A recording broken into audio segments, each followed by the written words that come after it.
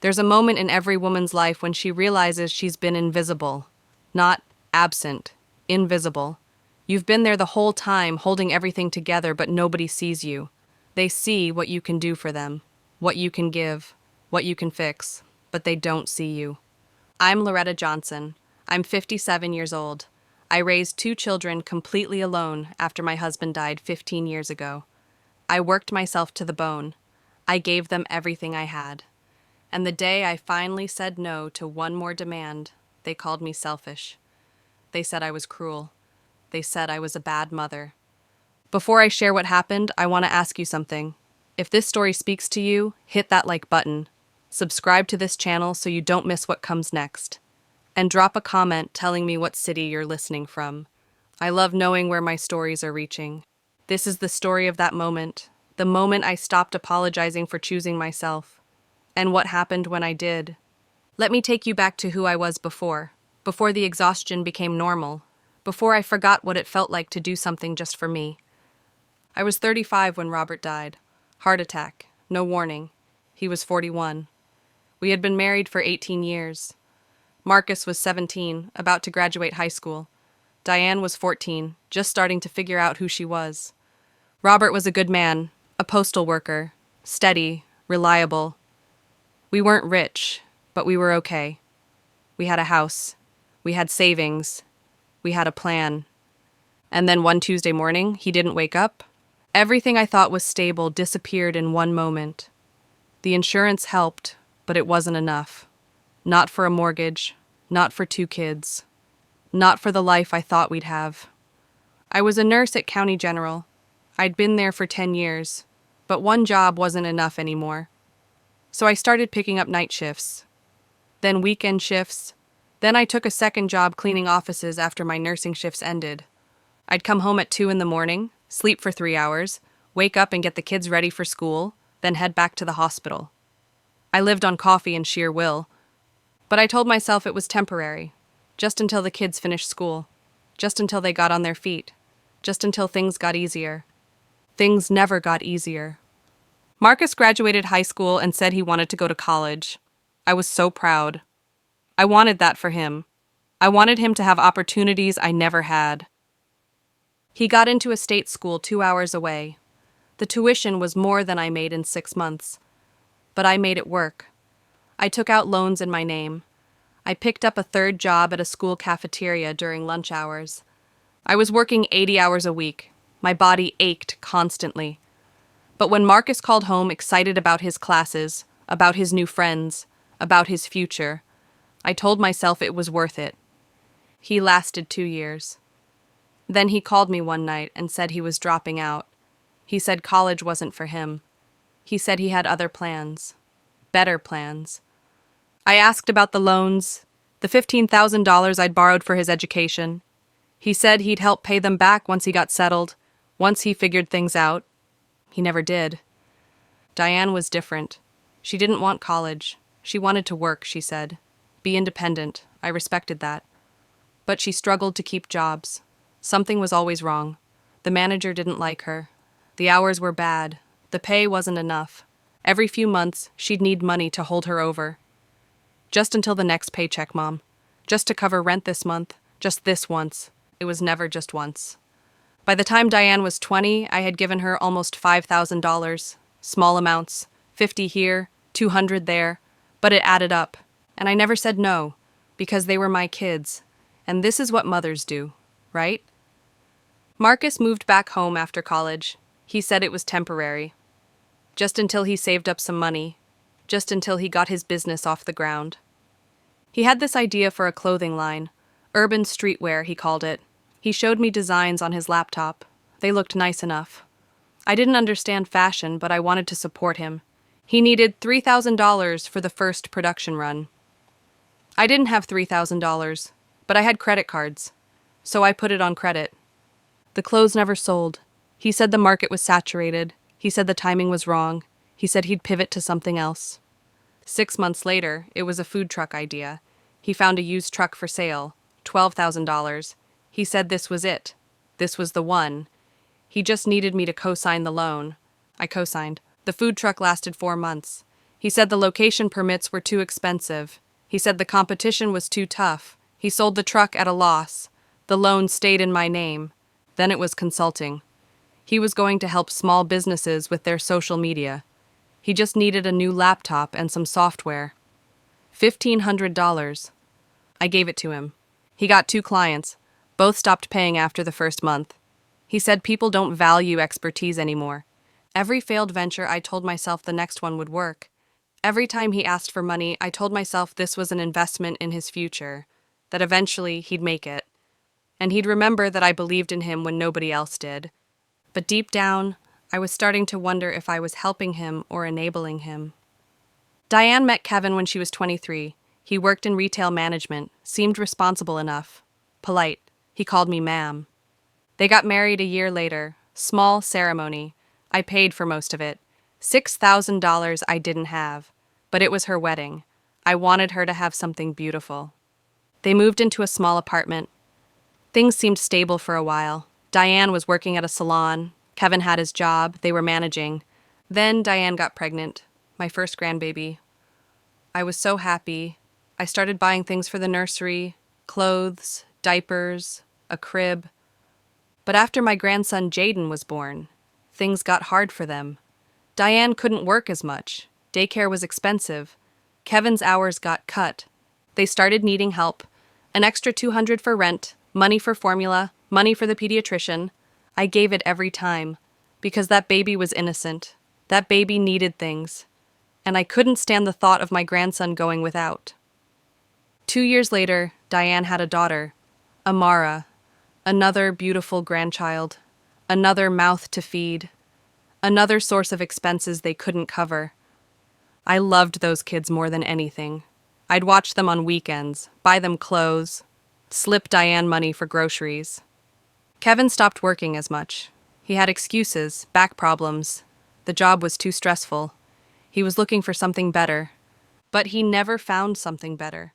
And Diane kept calling me, week after week, month after month. Mom, we need help. That's what I started calling it in my head, the grandmother tax. Every time I saw Diane and the kids, it cost me money. Not because I offered, because it was expected. Diane would mention casually that Jaden needed new shoes, that Amara's daycare was raising prices, that their car insurance was due and they were short. And I'd hand over money, because if I didn't, those babies would suffer. And I couldn't let that happen. Marcus would call me and say he was coming by to visit, but he never just visited. He needed gas money. He needed to borrow $40 until payday. He needed me to spot him for groceries. My bank account was always hovering near empty. I had stopped saving, stopped planning for my own retirement. Every dollar I made went right back out the door. I was 55 years old and I had less than $2,000 in savings. I was still working 50 hours a week as a nurse. My knees hurt, my back hurt. But I couldn't stop. Because if I stopped, how would I help them? My friend Donna from church noticed. She pulled me aside one Sunday and said, "Loretta, you can't keep doing this. You're going to work yourself into the ground." I told her I was fine. I told her this is what family does. She just looked at me with this sad expression and said, "Family goes both ways, honey." But I didn't listen. Because I didn't know how to stop. This was who I was, the helper, the fixer, the strong one. And if I wasn't that, then who was I? Last year was when I started to feel it, this heaviness, this exhaustion that sleep couldn't fix. I was 56. I'd been running on empty for almost 20 years. And my body was starting to give up. I developed high blood pressure. My doctor told me I needed to reduce stress. I almost laughed. Reduce stress? How? I started having chest pains. Nothing serious, the tests said. Just anxiety. Just stress. Just my body telling me to slow down. But I couldn't slow down. Marcus was between jobs again. Diane's electricity was about to be shut off. Jaden needed a winter coat. Then I had a moment that changed something in me. I was at the grocery store. I had $53 in my checking account until payday. I needed food for the week. I was adding up everything in my cart, making sure I stayed under budget. And I saw a woman my age, maybe a little older. She was buying nice cheeses, fresh flowers, a bottle of wine. She looked happy, relaxed. And I realized I couldn't remember the last time I bought something just because I wanted it, just because it made me happy. I put the flowers back. I put the good coffee back. I bought the basics and went home. That night, I sat at my kitchen table and I cried, really cried, for the first time in years. I was tired, so tired, and I didn't know how much longer I could keep doing this. It was a Thursday afternoon in October when everything came to a head. I had just gotten home from a half shift at the clinic. I was thinking about making some tea, watching my shows, having a quiet afternoon for once. Then I heard a key in my door. Marcus walked in like he owned the place. He had that look on his face, the look that meant he wanted something, that look I'd seen 100 times before. He sat down at my kitchen table, didn't ask how I was, didn't ask about my day, just pulled out his phone and started showing me something. "Mom," he said, "I found it. The opportunity I've been waiting for." I felt my stomach drop, because I knew what was coming. He told me about this tech startup. His friend from college was one of the founders. They were looking for investors. Early investors would get equity in the company. This was going to be huge, he said. Revolutionary. The investment amount? $25,000. I just stared at him. $25,000?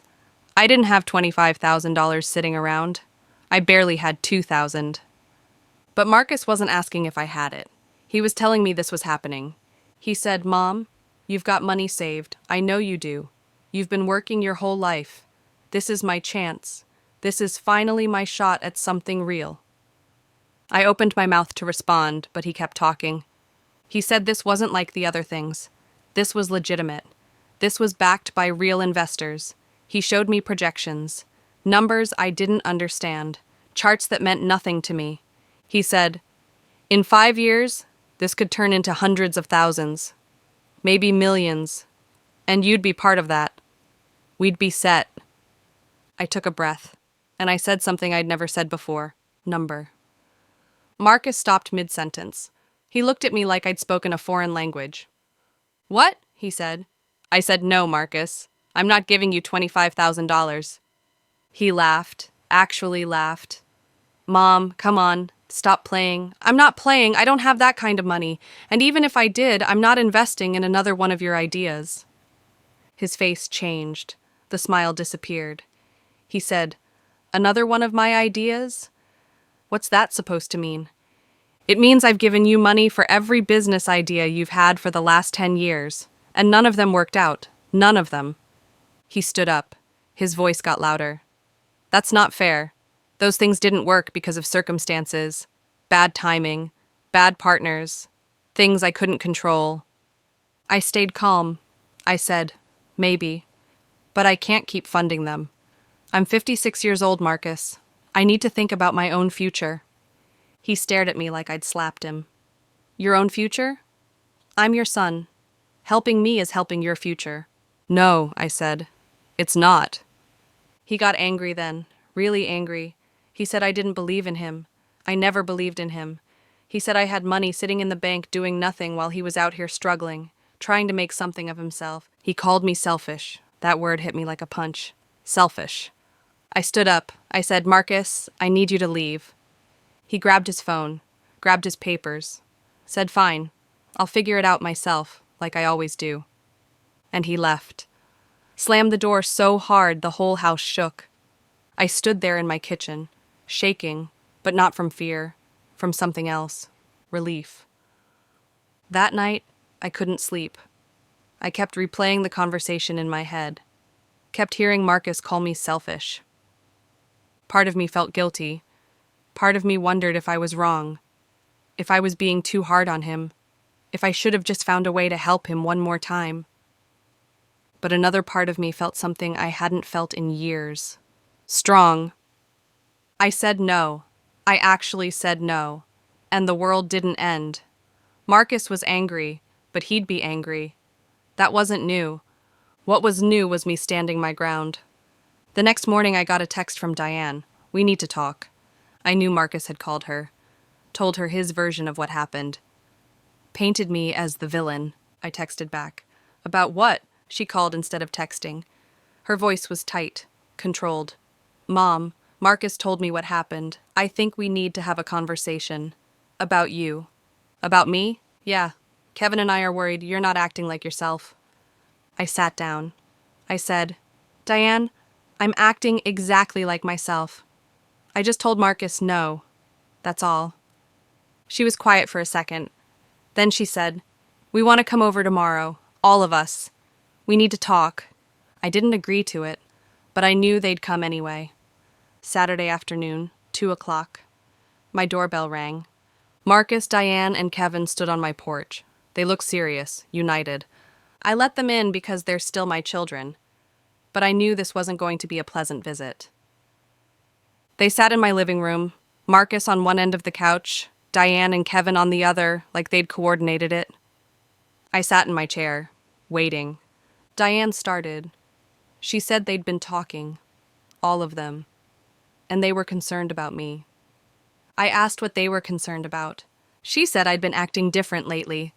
Distant, cold, not like the mom they knew. Kevin jumped in. He said, We just want to make sure you're okay, that you're not going through something. I looked at Kevin, this man who I'd helped more times than I could count, who borrowed my car and returned it on empty, who ate dinner at my house every Sunday and never once brought anything. And I said, I'm fine. I'm just tired of being taken advantage of. Marcus sat forward. Here we go. Taken advantage of? Mom, we're your kids. We're not taking advantage of you, Diane said. We're just asking for help when we need it. That's what family does. I looked at all three of them, and I said, When was the last time any of you asked how I was doing? When was the last time you offered to help me with anything? They were quiet. I continued. When was the last time you came over just to visit? Not because you needed money or wanted me to watch the kids or needed something fixed? More silence. Diane's eyes filled with tears. That's not fair, Mom. I said, What's not fair is that I've been supporting all of you for 20 years, and the moment I say no, I'm the problem. Then Kevin, who barely knew me, decided to speak. He said, With all due respect, you're being selfish. Family helps family. That's just how it is. I turned to look at him, really look at him. This man who'd been in my family for 5 years, who'd never once contributed to a holiday meal, who'd never bought me a birthday card, who'd never offered to help me with anything. And I said, Kevin, you don't get to tell me what family does. You don't get to come into my house and call me selfish. He looked shocked, like he couldn't believe I'd talked to him like that. Diane said, Mom, he's just trying to help. I said, No, Diane. He's not. He's trying to guilt me into opening my wallet. Just like you are. Just like Marcus is. Marcus stood up. This is ridiculous. You're being unreasonable. I stood up too. I said no. What's unreasonable is expecting me to fund everyone's life while mine falls apart. What's unreasonable is calling me selfish when I'm the only one who's ever given anything. I walked to the door. I opened it and I said, I think you all should leave. They didn't move at first. They thought I'd back down. They thought if they stayed, I'd apologize. I'd cry. I'd write a check and make it all go away. But I didn't move. I just stood there holding the door open. Marcus walked out first. He didn't look at me. Kevin followed. He shook his head like I was crazy. Diane was last. She stopped in the doorway. She said, You're going to regret this. I said, Maybe. But I need you to leave. She walked out. I closed the door. And I stood there in my living room. Alone. But not lonely. For the first time in 20 years, I felt like I could breathe. The next few days were strange. Quiet in a way my life hadn't been in decades. Nobody called. Nobody texted. Nobody showed up needing something. At first, it felt wrong, like something was missing. I kept checking my phone, expecting messages that didn't come. But as the days passed, the quiet started to feel different. Not empty, peaceful. I wasn't waking up to texts about emergencies. I wasn't getting calls at 10 at night about bills that needed paying. I wasn't spending my evenings worrying about who needed what. I was just existing, and it felt strange, but also good. My friend Donna called me on Wednesday. She said, "Girl, you look different. You okay?" I told her what happened, all of it, the money, the demands, the confrontation. She was quiet for a long time. Then she said, "It's about damn time." I laughed. Actually laughed. I said, "You think I did the right thing?" She said, "Loretta, I've been watching you kill yourself for these kids for 20 years. You did more than the right thing. You saved yourself." That night, I slept better than I had in months. A week after the confrontation, I tried to call Diane. I wanted to check on the kids, on Jaden and Amara. I missed them. The call didn't go through. I tried again. Nothing. I sent a text. It showed as delivered but not read. I realized what happened. She blocked me. My own daughter blocked my number. I tried Marcus. Same thing. Blocked. They cut me out completely, like I didn't exist. At first it hurt. I won't pretend it didn't. These were my children, my grandchildren, and they just erased me. But then I thought about why, and I realized something. They didn't block me because I was a bad mother. They blocked me because I stopped being a doormat, because I set a boundary, and they couldn't handle it. They needed me to feel guilty. They needed me to come crawling back, apologizing, promising to do better.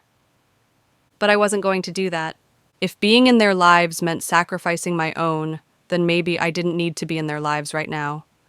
It was a hard truth, but it was truth. The hardest part wasn't the silence from my kids. It was what other people saw. Diane started posting on social media. Nothing direct, just vague posts about fake people, about family that turns their back on you, about how money changes people. People who didn't know the full story saw those posts, and they assumed I was the villain. I got a call from my cousin Teresa. She said, "Loretta, what's going on?" Diane's posting some things that are concerning. I didn't want to explain. I didn't want to defend myself. So I just said, "We're going through some family stuff. We'll work it out." But Teresa pushed. She said, "Did you really refuse to help Marcus with his business? After everything he's been through? After everything he's been through?" I wanted to scream.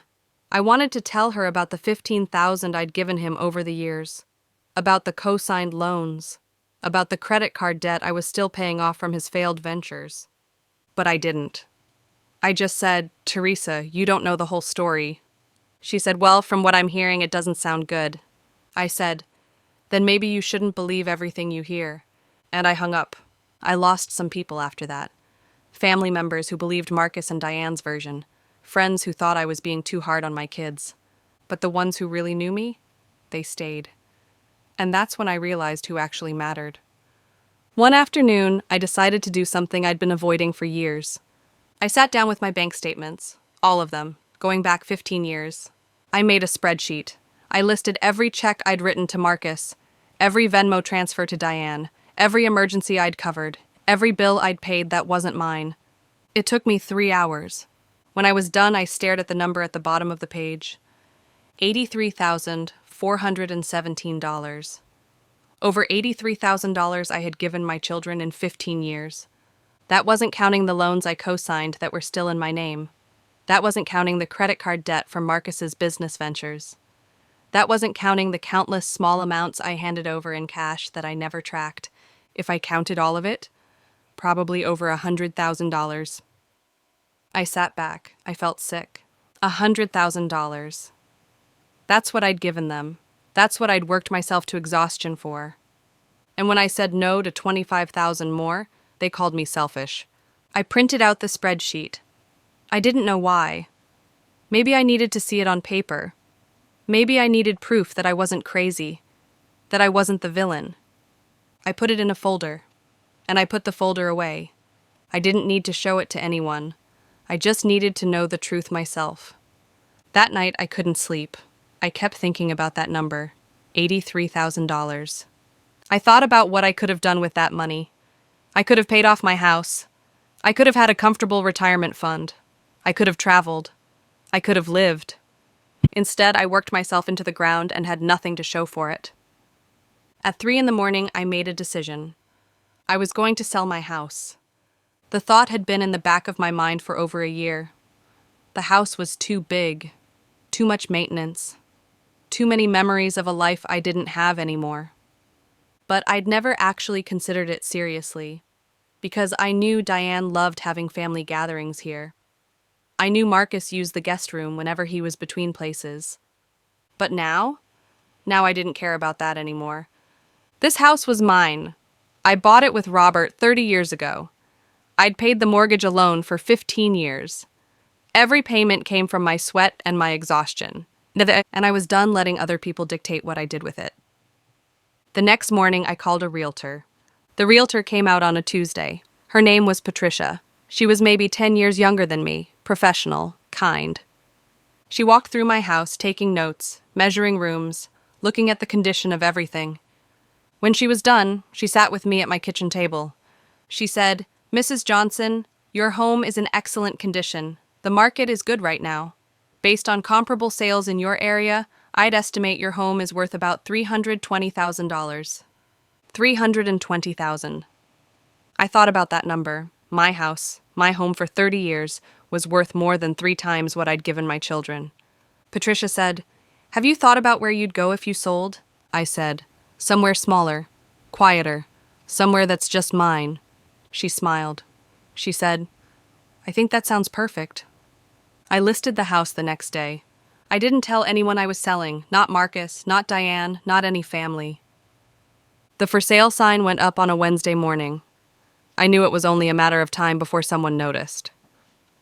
Marcus called me that afternoon, first time he'd called in 2 weeks. He said, "Mom, there's a for sale sign in your yard.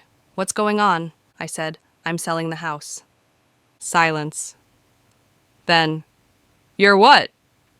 "I'm selling the house, Marcus. It's too big for me. I'm downsizing." "You can't do that." "I can. It's my house." His voice got louder. "What about us?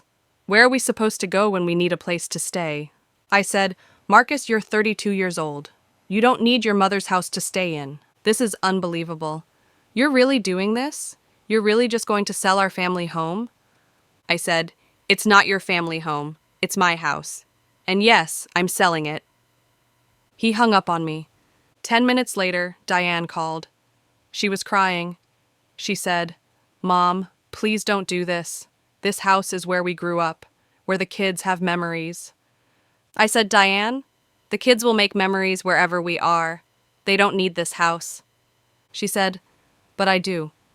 I need to know it's here, that we can come back here." "Come back here for what? For parties I host? For holidays I cook for? For the yard you use without asking?" She was quiet. I said, "Diane, this is my decision, and it's final." She hung up too. The house sold fast. 3 offers in the first week. I accepted one.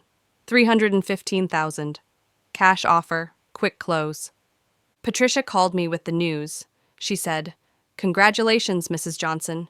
You'll close in 30 days. I thanked her, and when I hung up, I cried. Not sad tears. Relief tears. For the first time in 20 years, I was making a decision purely for myself. Not for my kids, not for anyone else. Just for me.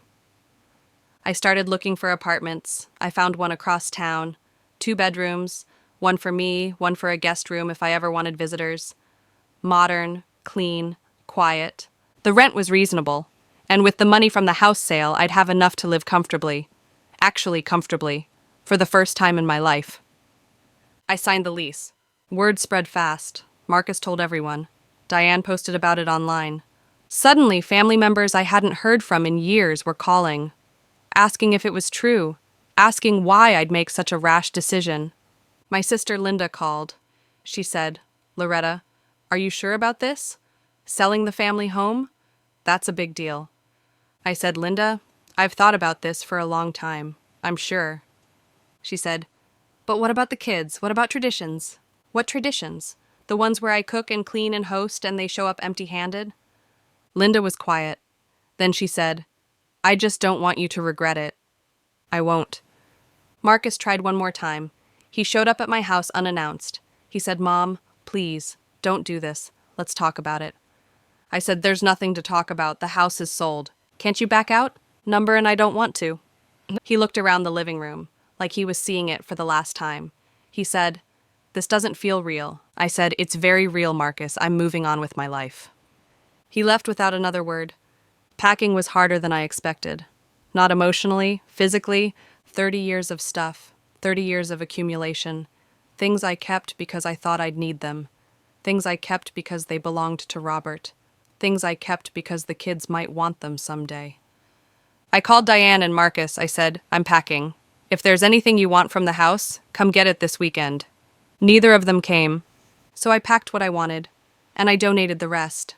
Furniture they'd used and never thanked me for. Dishes I'd served them meals on for decades. Decorations they'd admired but never helped maintain. All of it went to Goodwill. My friend Donna came over to help. She said, "Girl, this is therapeutic. Look at you letting go." I smiled. She was right. Every box I packed felt like shedding weight. Every item I donated felt like freedom. By the end of the week, my house was nearly empty. Just the essentials left. Just what I needed for the last few weeks before closing. I walked through the empty rooms, and I didn't feel sad. I felt ready. The movers came on a Saturday morning in early December.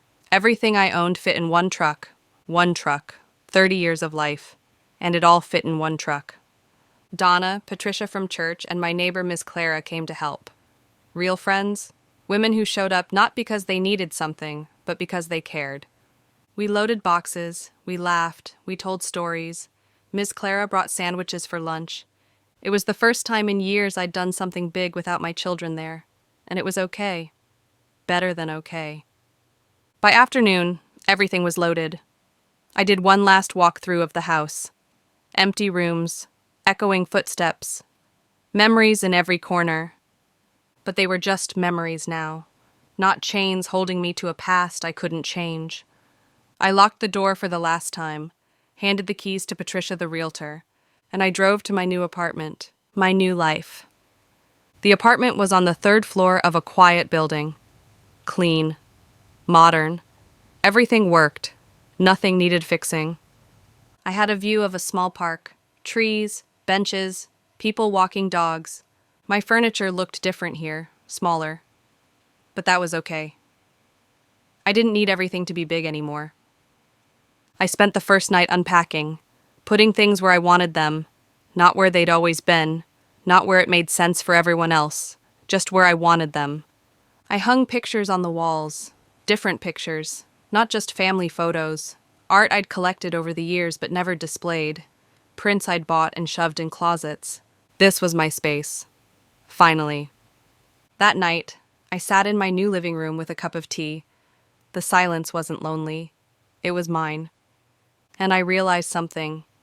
I wasn't waiting for my life to start anymore. It was already happening.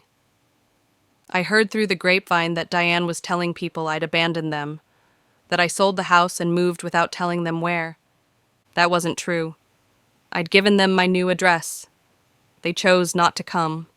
Marcus was telling people I'd had some kind of breakdown, that I was acting erratic, that someone should check on me. I wasn't erratic. I was finally sane. But I didn't defend myself. I didn't correct the rumors, because the people who mattered knew the truth. And the people who believed the rumors? They were never really on my side anyway. Donna said, "Let them talk. You know who you are. That's all that matters." She was right. In January, I did something I'd always wanted to do. I signed up for a watercolor painting class at the community center. I'd always loved art. When I was young, before Robert, before kids, before responsibility, I used to sketch. Nothing serious. Just for me. But life happened, and I put it away. Now, at 57, I picked it up again. The class was small, 8 women, all around my age. We sat at tables with paints and brushes and paper, and we created. I wasn't good at first. My hands were shaky, my colors bled together, but I didn't care, because I was doing something just for me. One of the women, Gloria, sat next to me. She said, "First time?" I nodded. She smiled. She said, "Me too. I figured if not now, then when?" Exactly. After class, a few of us went to a diner for coffee. We talked, not about our kids or our grandkids, about ourselves, about books we were reading, about places we wanted to travel, about who we were beyond being mothers. It felt revolutionary. I exchanged numbers with Gloria and two other women, Janet and Shirley.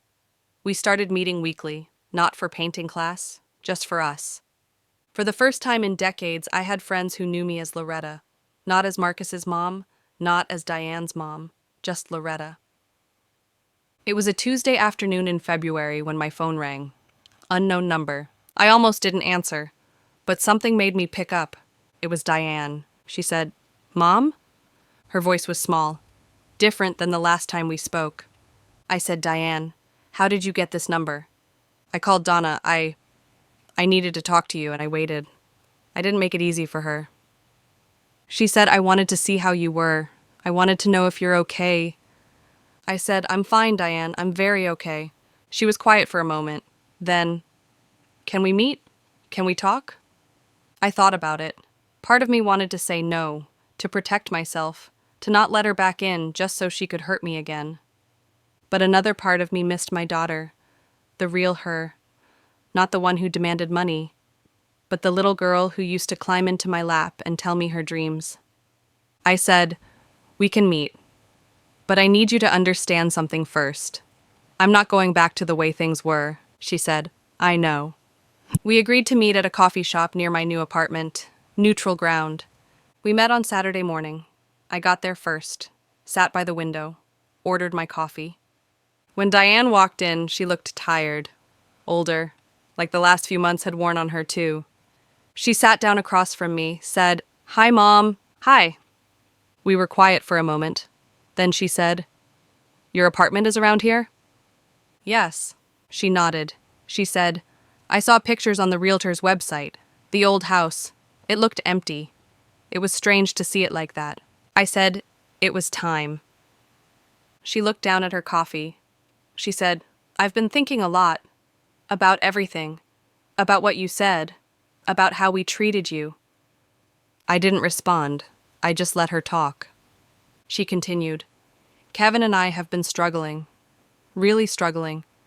And I kept waiting for you to call. To offer help like you always did. But you didn't. And we had to figure it out ourselves." I said, "And did you?" She nodded. She said, "We did.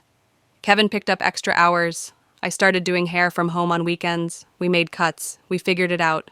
And I realized something. We could have been doing that all along. But it was easier to just ask you." I stayed quiet. She said, "I'm sorry, Mom. I'm sorry for taking advantage of you. For expecting you to always fix everything. For calling you selfish when you were just taking care of yourself for once." Her eyes filled with tears, real tears. I said, "Diane, I love you. I always will. But I can't go back to being your safety net. I can't sacrifice myself for you anymore." She nodded. She said, "I understand. And I'm not asking you to. I just want my mom back. Even if it's different. Even if it's not the way it was." I reached across the table. I took her hand. I said, "I'd like that too." We talked for 2 more hours. Really talked. About her life. About mine. About the kids. About boundaries. When we left, I felt something shift. Not back to the way it was, but forward to something new. Diane and I started rebuilding, slowly, carefully. She came to my apartment once, brought the kids. Jaden and Amara ran around my living room. I'd missed them so much. We had dinner. Nothing fancy. But it was nice. Normal. But Marcus? Nothing. Radio silence. Diane said she'd talked to him, told him about our conversation, about how I wasn't the enemy. But he wasn't ready to hear it. She said, "He's embarrassed, Mom. He's been telling everyone his version of the story for so long that admitting he was wrong feels impossible." I said, "That's his choice to make. It hurt. I won't lie.